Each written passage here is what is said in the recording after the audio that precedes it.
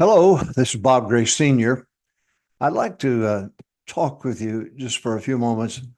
I have been blessed. God is blessed. I have four children, 10 grandchildren, 15 going on 16 great grandchildren. My wife, for 58 years, we were side by side and teaching and doing our best to raise our children up to be servants of the Lord and just good Christians and good citizens. And God has blessed us. Uh, I want to talk to you about something, though, that maybe it may pertain to you and it may not. But here's the topic: the pastor and his sons. The pastor and his sons. I had the privilege of having a wife who loved God, and she's in heaven now. And I want you to know that she was the best, the best. And what a great, great Christian. I miss her.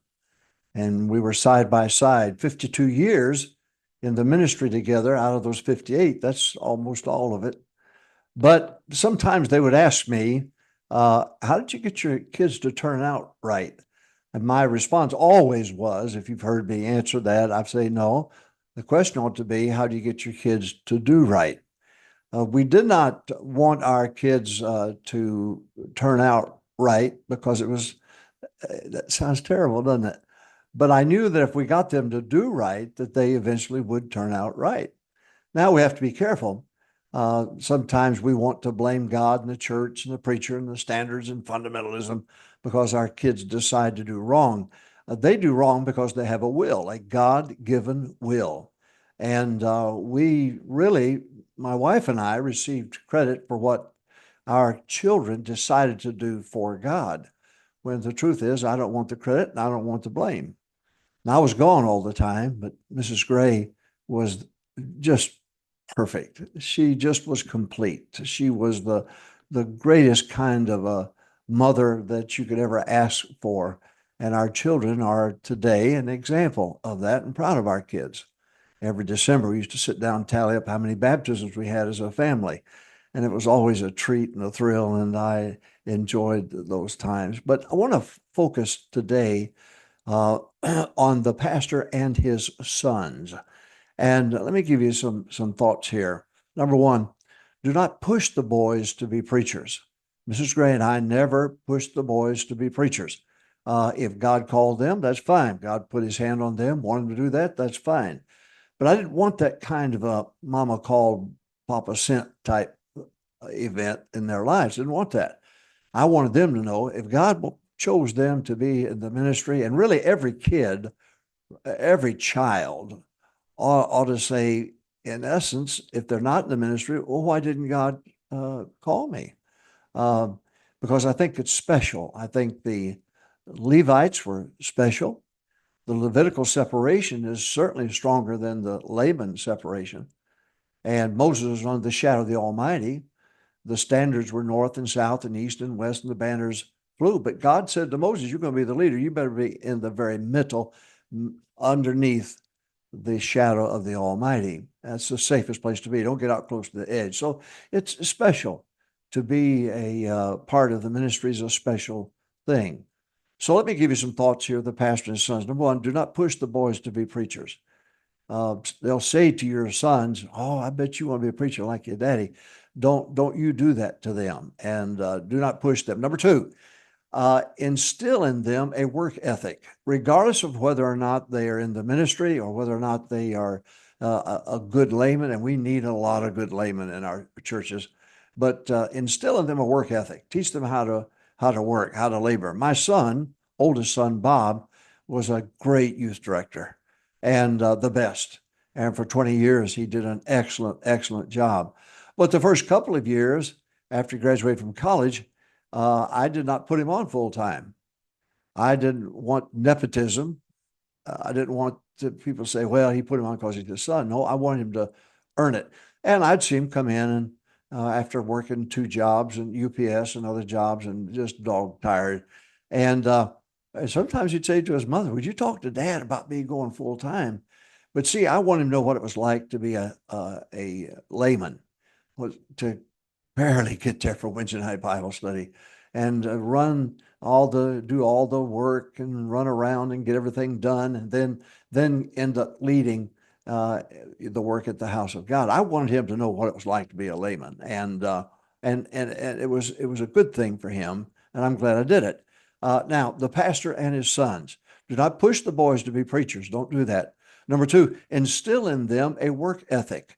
They need to learn how to work regardless of whether they're in the ministry or not. Talk about the pastor and his sons. There's extra scrutiny on the kid of a preacher. And many times it's not fair. It's not fair at all what they do. But I would never, ever paint a picture of my kids as being perfect in any way. Somebody said he did something wrong. I said, well, it doesn't surprise me. He's flesh and blood, and for all have sinned and come short of the glory of God. So I never held my children up to be extra special. They were to us, to mother and me. They were, and we loved them and admired them. But I would never, ever hold them up above that of the norm. Didn't want that. I did not push the boys to be preachers. I'm suggesting you instill in them a work ethic. Number three, go soul winning with them. Go soul winning. Many a time they'd work a bus route and have in the bus ministry, and we'd win souls together. And I go by and pick up the converts and bring them to church. And they were soul winners. The boys were soul winners. So I said, I'm talking about the pastor and his sons. Number one, do not push the boys to be preachers. Number two, instill in them a work ethic. They've got to know how to labor and sweat and toil. Because the preachers who fail in the ministry are not workers. They're playboys, and they are lazy, and it ought not be that way. So number one, do not push the boys to be preachers. Number two, instill in them a work ethic. Number three, go soul winning with them. Teach them how to win souls. Go soul winning with them. Number four, put them on a bus route. Get them in the bus ministry. And if you're a pastor, you ought to have a bus ministry. We are missing out on an ingredient that made the churches of the 60s, 70s, 80s, 90s, and yea, even at Longview Baptist Temple in the 2000s, was successful because we went after the boys and the girls and the highways and hedges, and we had a bus ministry. At our height, we had 40 routes. Well, our kids, our boys especially, would work on a bus route. They'd learn how to win souls, get people on the bus, and so on and so forth. All right, I'm talking about the pastor and his sons. Do not push the boys to be preachers. Now, my boys are in their 50s now, and both are successful pastors, and of two boys, two girls. Now, Kimberly and Karen, they want to pastor, but we won't let them do it. The boys are really, they love God. They're both soul winners and great pulpiteers and great preachers. All right, so the pastor and his sons. Number one, do not push the boys to be preachers. Number two, instill in them a work ethic. Number three, go soul winning with them. They are soul winners to this day because we put an emphasis on it, and I helped them, and we were a great team working together, winning souls. So then, number four, put them on a bus route, get them in the bus ministry. Mrs. Gray, when Scott was, I guess, maybe 12, 13, 14. Don't hold me on dates. I'm terrible with dates. My wife can remember things that didn't even happen. But put him on a bus route. Well, Mrs. Gray drove Scott to Tyler, 45 minutes away, Tyler, Texas, and he had a bus route. And his mother would help him, drive him around, him and the workers, to win souls and fill up that bus. So we were a part of it, glad to be, and wanted to be. But I wanted them to know what it's like to have a ministry, to be responsible for winning souls and picking them up. And that bus route was their ministry, and they loved every minute of it, and as anybody would if you loved winning of souls.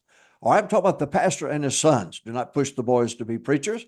Instill in them a work ethic. Number three, go soul winning with them. Number four, put them on a bus route. Number five, teach them to love their mother. Teach them to love their mother.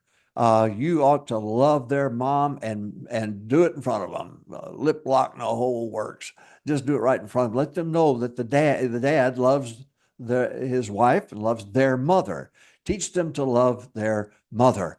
Now, there's a certain mistake, I think, made in parenting. A dad ought to show affection to his daughters, and a mother ought to show affection to the sons.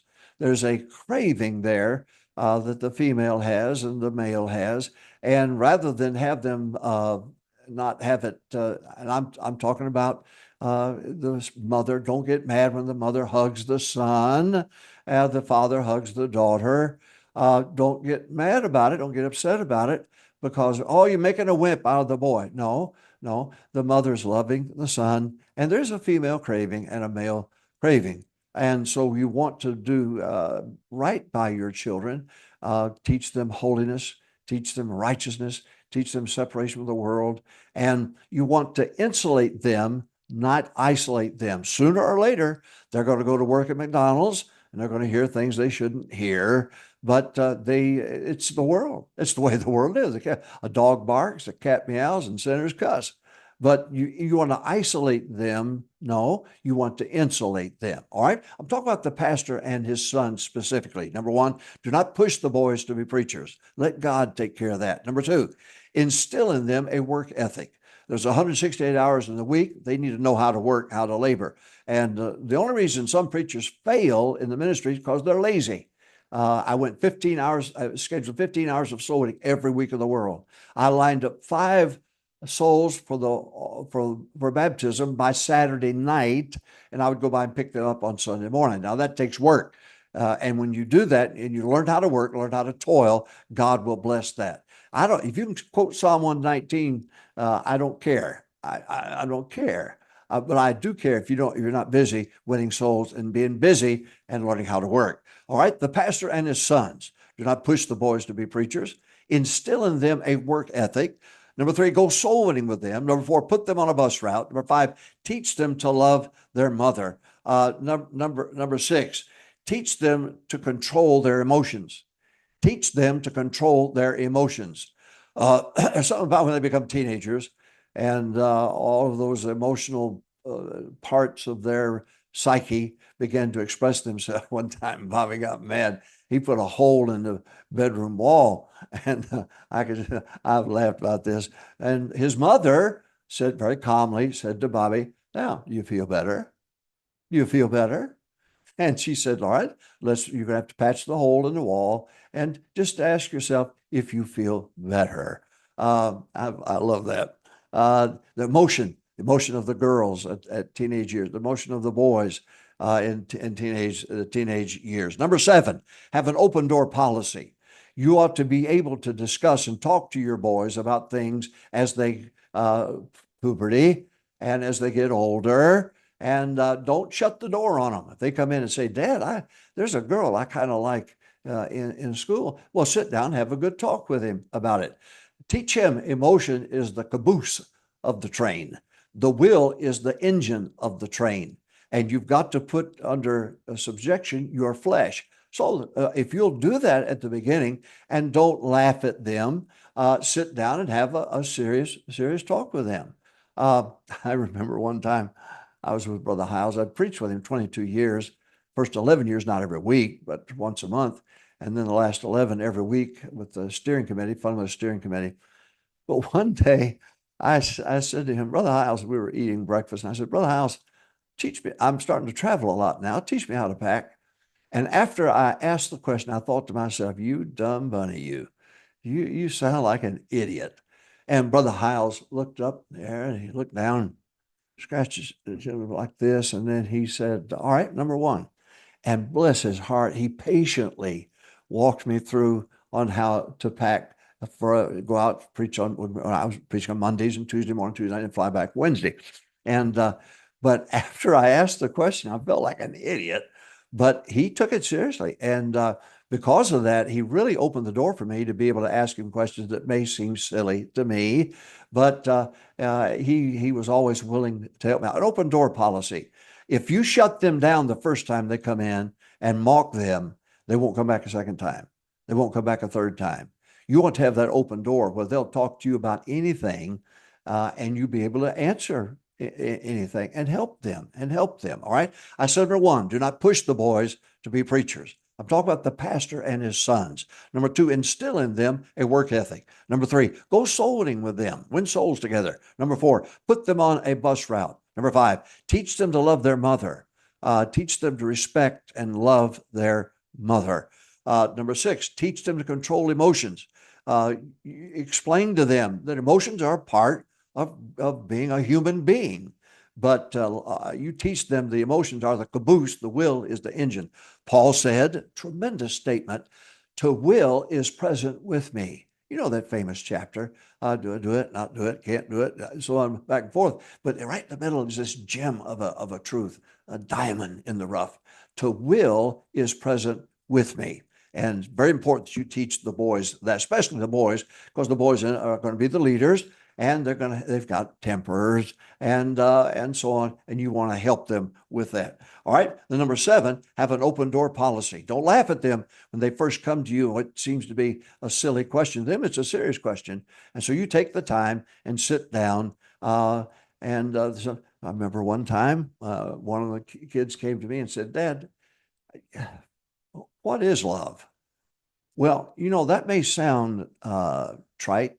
It may sound silly coming from a kid, but it's serious with them. So sit down and explain to them about love and explain to them about controlling emotions, and so take advantage of it. Talk about the pastor and his sons. Number 1, do not push the boys to be preachers. You let God take care of that. Number 2, instill in them a work ethic. Number 3, go soul winning with them. Number 4, put them on a bus route. Number 5, teach them to love their mother and respect their mother. Number 6, teach them to control emotions. Number 7, have an open door policy. Number 8, talk to them about the ministry. Talk to them about the ministry.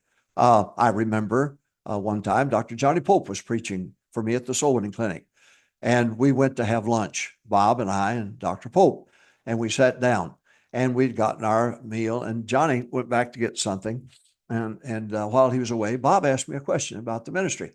Well, when Johnny came back, I was talking to Bob, and we're talking about the ministry. And Johnny Pope put his fork down.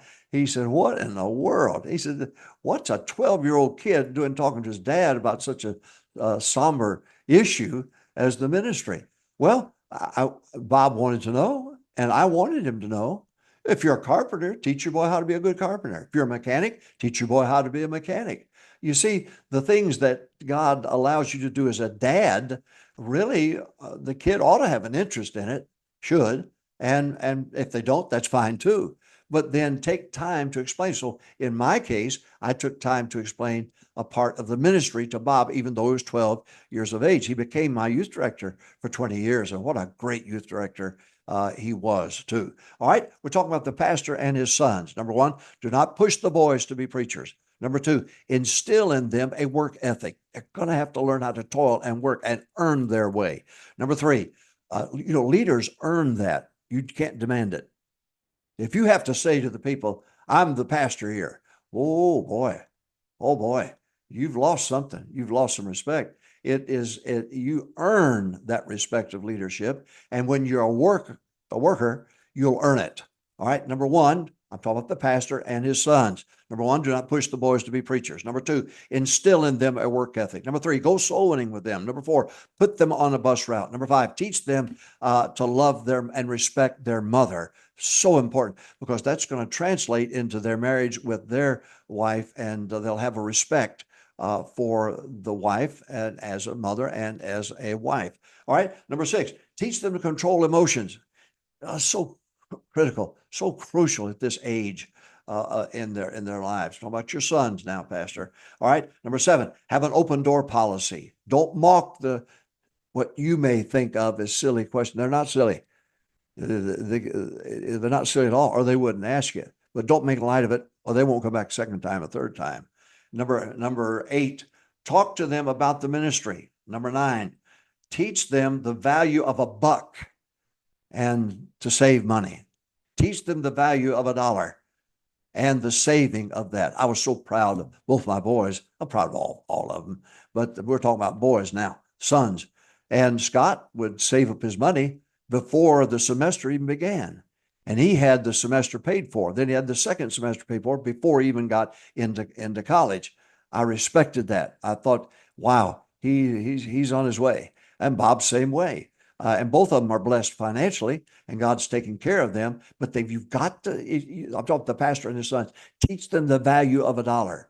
Teach them the value of $1. You don't want them to be a spoiled brat, and you don't want them to be not caring or concerning about the income or the money. Why? Well, they're going to have children. They're going to have a family. They're going to have to pay the bills. And sooner or later, they're going to have to prepare for the day that they retire or are unable to preach. Something may happen. They may lose their voice. Now, a lot of things may happen, but if they know the value of a dollar and be able to save, then they'll be able to take care of their wife and children and so on, even as they get old, an old man like me. All right. We're talking about the pastor and his sons. Number one, do not push the boys to be preachers. Number two, instill in them a work ethic. Number three, go soul winning with them. Number four, put them on a bus route. Number five, teach them to love and respect their mother. Number six, teach them to control their emotions and let them know that they've got to have the will leading that train, if you please, and the caboose being the last thing to come in, the emotions. I loved my wife more after 58 years than I did when I first married. Oh, yeah. Yeah.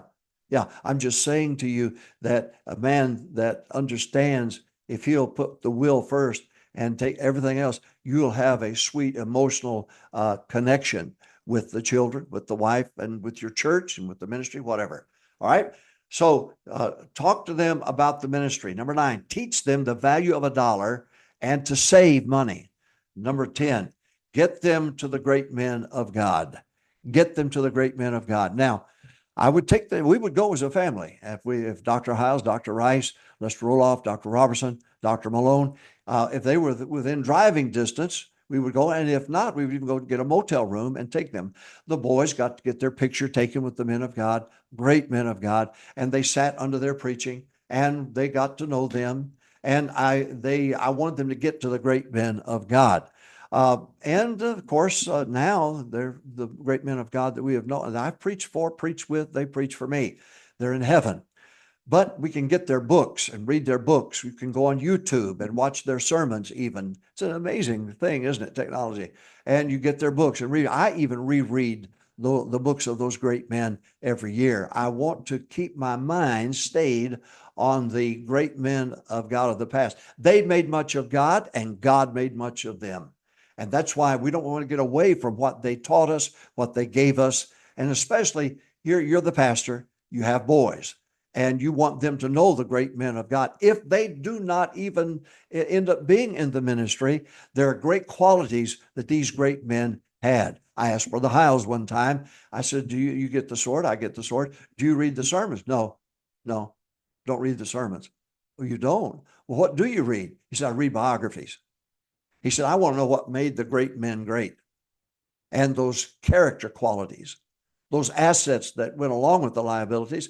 But I wanted to read biographies about them. I started doing that, and I'm glad I did. Now, I'm saying to you, I'm talking about the pastor and his sons. If you're a pastor and you have sons, thank God for those sons. Well, there's just some points here. I have 65 points, 35 subpoints, 3 jokes, and 2 tear-jerking illustrations. But what I've given you are elements, precept upon precept, the principles where you can build up a son into being a great man himself, regardless of whether he's in the ministry or not. I hope this helped you. Independent Baptist Online College, IBOC, the place to be.